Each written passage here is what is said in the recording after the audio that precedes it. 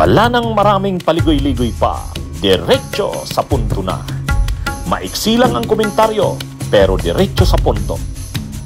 Maraming kuro-kuro, may tiwali, may totoo.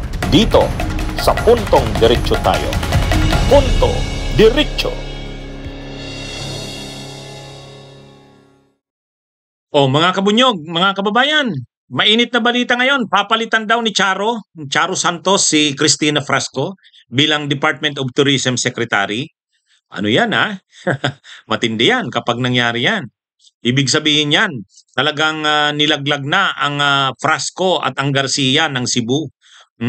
Alam naman natin na si Duke Frasco, yung asawa ni Cristina Frasco, ay sinibak na bilang deputy speaker kasi hindi sumuporta kay Martin Romualdez. Pinaalis doon sa kanyang opisina.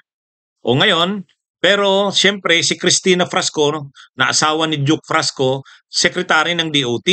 Pero ngayon, ito na naman ang balita. Sisibakin daw si Frasco, si Cristina, kasi wala daw nagagawa. Pero sa tingin natin, hindi lang yan dahil mahina ang DOT. Dahil na yan sa politika. Kasi lumalaban na talaga si Frasco kay Romualdez eh. Mukhang hinihiling ngayon sa gabinete na alisin din si Cristina Frasco. Ito nga ang ating puntuhan, mga kabunyog, mga kababayan. Si Cristina Frasco, Garcia yan. Garcia sa pagkadalaga. Ang ina niyan, si Gwen Garcia.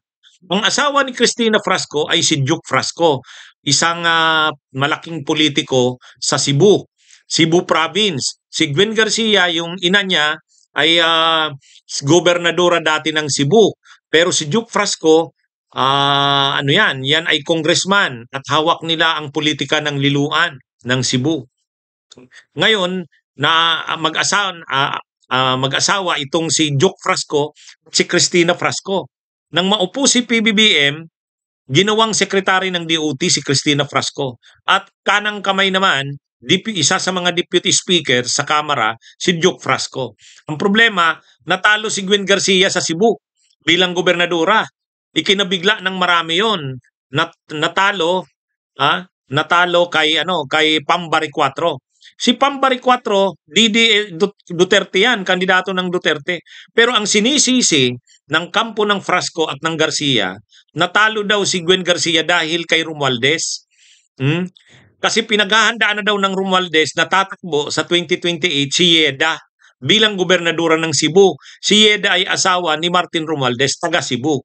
Kaya ang plano daw talaga, talunin na si Garcia ngayon.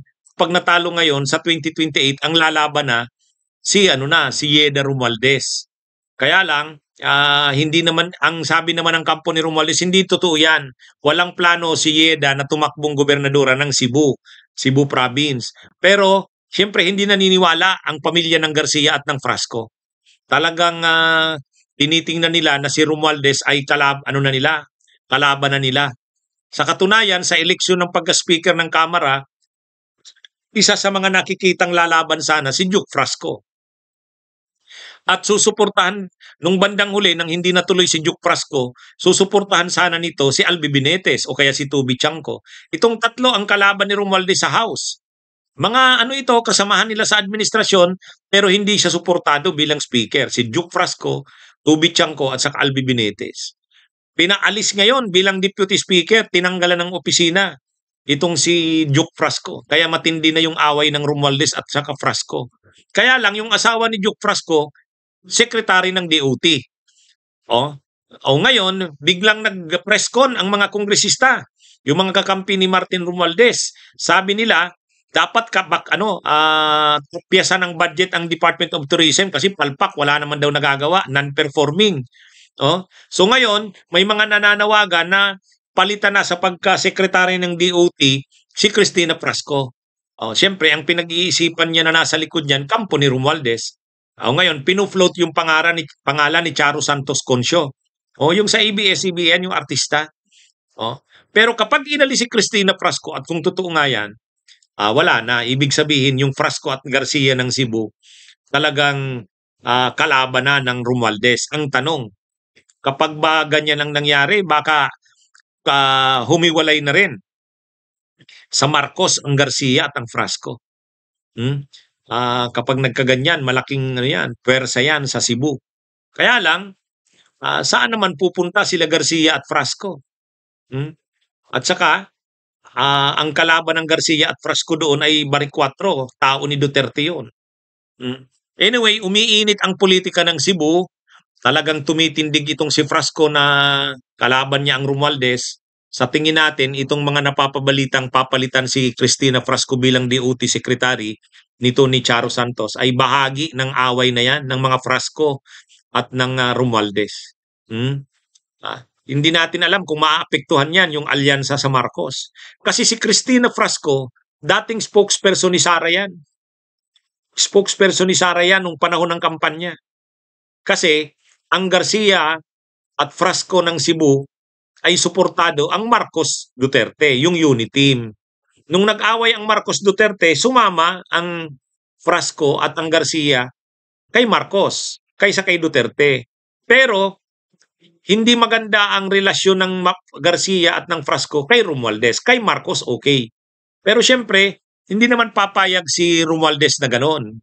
Kaya itong mga balibalita na papalitan si Cristina Frasco bilang DOT Secretary, papalitan ni Charo Santos, mukhang galaw ito ng kampo ni Romualdez. Ang tanong, tatanggapin kaya yan ni Marcos, ni PBBM? Kapag tinanggap yan, ibig sabihin yan, distansya na ang Frasco at Garcia ng Cebu sa Marcos at Romualdez. Kaya mabigat na desisyon yan kay Marcos kapag tinanggal niya si Cristina Frasco bilang DOT Secretary. Talagang ano na yan, hiwalay na ang Frasco at Garcia mula sa Marcos at sa Romualdez. Or pwedeng galaw lang naman yan ng Romualdez pero hindi naman sasang-ayunan ni Marcos. Ano mga kabunyog? Mainit na, no? Mainit na ang politika. Okay, sige mga kabunyog, yan ang ating punto diretso. Bunyog, bunyog, halikan na kasama ka. Bunyog, kapag buklod ay may pag-asa. Luzon, Visayas, Mindanao, isa ang pananaw.